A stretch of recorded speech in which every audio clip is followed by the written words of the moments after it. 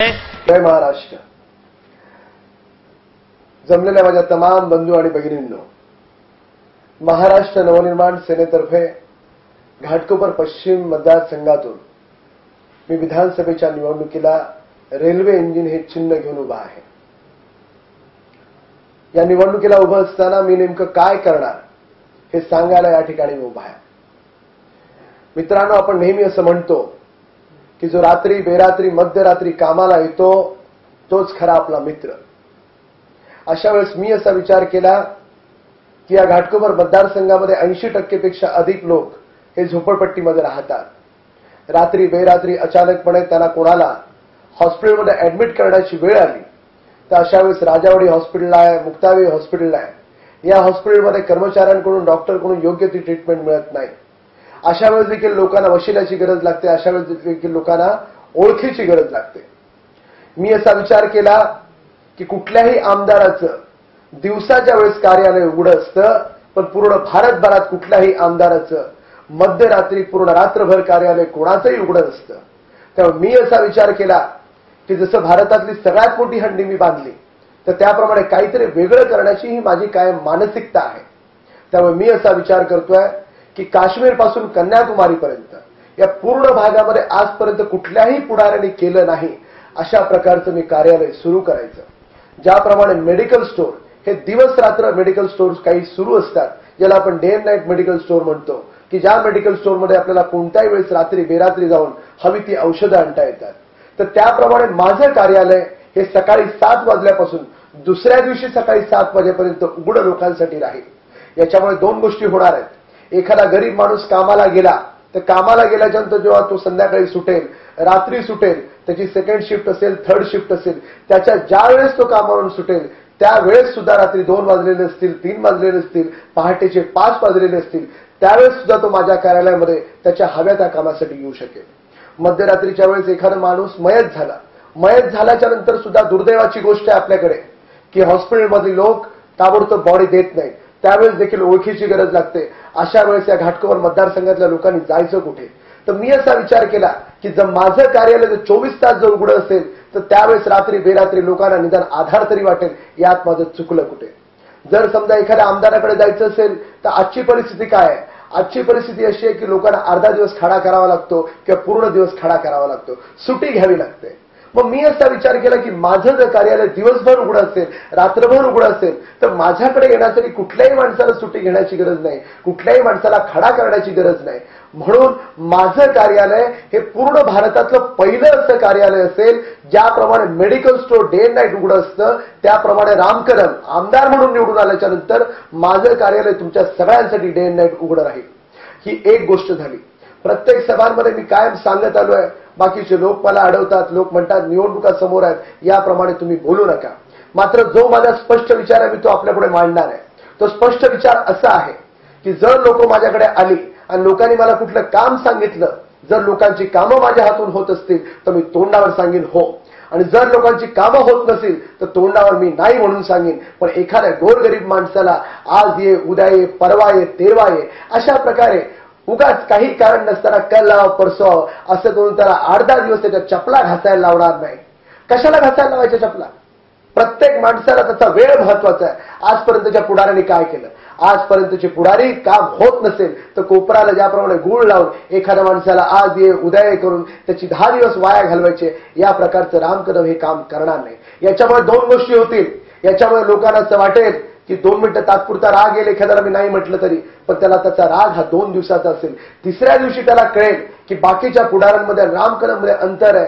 राम कदमने नुसत्या चपला घासायला लावल्या नाहीत तर स्पष्टपणे आपल्याला सांगितलं की हे काम होत नाही म्हणून. पण कोणाचंही काम पूर्ण प्रयत्न करून ते झालंच पाहिजे ही माझी पराकाष्ठा असेल. मित्रांनो, मी या ठिकाणी दुसरं तुम्हाला एक नमूद करावं असं वाटतं मला की ज्या माणसाचं दुखतं त्याला कळतं, ज्या माणसानं गरिबी अनुभवलेली आहे त्याला गरिबीचं दुःख कळतं. ज्या माणसाने गरिबी अनुभवलेलीच नाही, झोपडपट्टीमधला संडास कसा असतो, झोपडपट्टीमधल्या पत्राच्या झोपड्यामध्ये राहत असताना मराठी गरीब तरुणाचं दुःख काय असतं हे ज्यांनी अनुभवलेलंच नाही त्यांनी गरिबीविषयी बोलावं याचं मला आश्चर्य वाटतं. मी स्वतः विक्रोळी पार्कसाईडच्या अप्पर पाड्यामध्ये पत्राच्या झोपड्यात राहत होतो. पत्राच्या झोपड्यातून गरिबीतून मी मोठा झालो. पण मोठा होत असताना जी काही मी दुःख सहन केलेली आहे ती एक एक पायरी चढत असताना ज्या व्यथा मी मांडलेल्या आहेत, एकटा मी अनेकदा कोपऱ्यात बसून रडत असे, पण ते रडत असताना मी आयुष्याचा एक नवीन टप्पा शिकलो, आयुष्याचा एक नवीन मार्ग शिकलो. मोठ्या जिद्दीच्या संघर्षाच्या जोरावर आयुष्यात मी काहीतरी मिळवण्याचा प्रयत्न केला. लोक मला विचारतात की राम कदम तुम्ही हे कसं केलं, तर त्याचं कारण स्पष्ट आहे, त्याचं उत्तरही स्पष्ट आहे. त्याचं उत्तर असं आहे, घरातून ज्या वेळेस मी बाहेर पडत असेल त्यावेळेस प्रत्येक वेळेस मी माझ्या आईवडिलांच्या पायाला हात लावून बाहेर पडलो. त्यामुळे ऐकत असणाऱ्या तुम्हाला सर्वांना सांगतो, तुम्ही देखील जर उद्या घरातून बाहेर पडताना निश्चितपणे तुम्ही तुमच्या आईवडिलांच्या पायाला हात लावून बाहेर पडा आणि नंतर तुम्ही मला सांगा तुमचं कुठलंही काम आयुष्यात अडणार नाही. आईवडिलांचे आशीर्वाद जगातले सगळ्यात मोठे आशीर्वाद आहेत. फक्त आणि फक्त आईवडिलांच्या आशीर्वादाच्या जोरावर आणि माझ्या कुलदेवीच्या आशीर्वादाच्या जोरावर आज हा राम कदम तुमच्या पुढे उभा आहे. मी या भागात वाढलो, या भागात राहिलो, या भागातल्या गोरगरीब मित्रांबरोबर खेळलो, या भागात मी वावरलो. त्यामुळे जेव्हा आयुष्यात अशी वेळ आली की मी लोकांसाठी काहीतरी करावं, तर त्यावेळेस मला सगळ्यात पहिल्यांदा असं वाटलं मी ज्या भागात वाढलेलो आहे त्या घाटकोपरमधल्या लोकांसाठीच मी काहीतरी केलं पाहिजे. करण्यासारखं खूप आहे.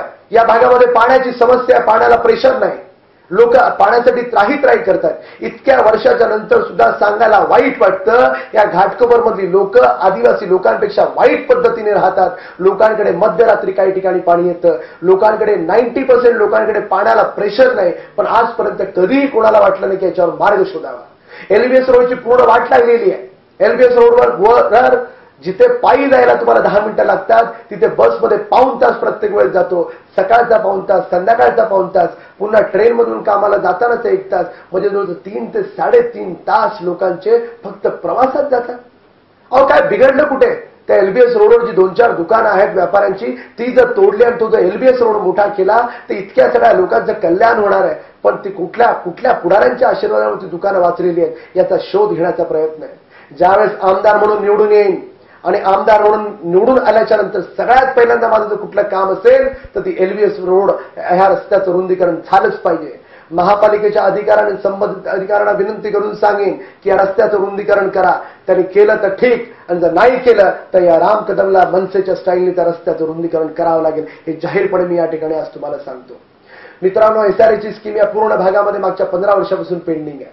लोकांनी जे एसआरएस स्कीम मध्ये झोपडपट्टीतून बिल्डिंगमध्ये जाण्याचं स्वप्न मागच्या 15 वर्षापासून पाहिलेलं आहे, पण मागच्या 15 वर्षामध्ये आजपर्यंत ते स्वप्न पूर्ण झालेलं नाही. त्यामुळे एक प्रयत्न आहे की पत्र्याच्या झोपड्यामध्ये राहणारा, झोपडपट्टीमध्ये राहणारा सुद्धा माणूस इमारतीमध्ये राहू शकतो. पण काही बिल्डर लोकांनी मुद्दामून त्यांच्या स्वतःच्या फायद्याच्या पोटी हे प्रकल्प रखडवलेले आहेत. त्यामुळे ज्या दिवशी आमदार म्हणून निवडून येईल, या सगळ्या बिल्डर लोकांना एका रांगेत उभं करून मनसेच्या स्टाईलने त्यांना सांगेन की रखडलेले प्रोजेक्ट ताबडतोब पूर्ण करा. एका डॉक्टरला दुसऱ्या डॉक्टरच्या अडचणी कळतात, एका डॉक्टरला दुसऱ्या डॉक्टरच्या नस कळते की नेमकं कुठे दाबलं तर काय होईल, त्यांची अंडी पिळी सगळी माहिती असतात. निश्चितपणे तुम्हाला सांगतो की या झोपडपट्टीमध्ये राहणाऱ्या लोकांचं जे स्वप्न आहे, सगळ्यांचं जे स्वप्न आहे पक्क्या इमारतीमध्ये घर असलं पाहिजे, हे स्वप्न हा राम कदम पूर्ण केल्याशिवाय राहणार नाही. कशात काही नसताना फक्त 3 महिन्याच्या कालावधीत जर मी 800 पेक्षा अधिक लोकांना परमनंट नोकऱ्या लावू शकतो, तर विचार करा जर मला तुम्ही संधी दिलीत तर 5 वर्षात मी किती लोकांना नोकऱ्या लावेन. माझा पूर्ण प्रयत्न असणार आहे की ज्या दिवशी मी निवडून येईन, हा जो सगळा तरुण वर्ग आहे, या तरुण वर्गातल्या प्रत्येक तरुणाला, घरागणिक तरुणाला मी प्रत्येकाला नोकरी लावावी, हे माझं उद्दिष्ट असेल. मित्रांनो, माझे संकल्प अनेक आहेत, पण तुम्ही उपस्थित असणाऱ्यांपैकी तुम्ही तर सगळ्यांनी परमेश्वराला साकडं घातलं, परमेश्वराला नवस केला की माझ्या दारात येणारा प्रत्येक माणसाचं काम माझ्या हातून झालं पाहिजे, असं साकडं जर तुम्ही परमेश्वराला घातलं तर परमेश्वराची शक्ती अगाध आहे, त्याचा आशीर्वाद प्रचंड मोठा आहे. परमेश्वर निश्चितपणे मला शक्ती देईल परमेश्वर, आणि मला परमेश्वराने जर शक्ती दिली तर माझ्या हातून या गोरगरीब लोकांची कामं होतील. एवढंच तुम्ही साकडं घाला की माझ्या दारात रडत आलेला माणूस जाताना हसत गेला पाहिजे, एवढी शक्ती मला परमेश्वराने द्यावी. मी नेहमी म्हणतो की अंतःकरणापासून दिलेला शाप हा लागत असतो. जर अंतःकरणापासून दिलेला शाप लागत असेल तर अंतःकरणापासून दिलेला आशीर्वाद सुद्धा लागतो. आज मी तुमच्या सगळ्यांसमोर आशीर्वाद मागायला उभा आहे. अत्यंत प्रामाणिकपणे मी तुम्हाला सांगतो की मला खरोखर लोकांसाठी काहीतरी करण्याची तळमळ आहे, जिद्द आहे. म्हणून तुम्ही सगळ्यांनी, माझी निशाणी रेल्वे इंजिन आहे, रेल्वे इंजिनवर शिक्का मारून तुम्ही सगळ्यांनी या मराठी माणसाला निवडून द्या, एवढंच मी तुम्हाला जाहीर आवाहन करतो. जय हिंद, जय महाराष्ट्र.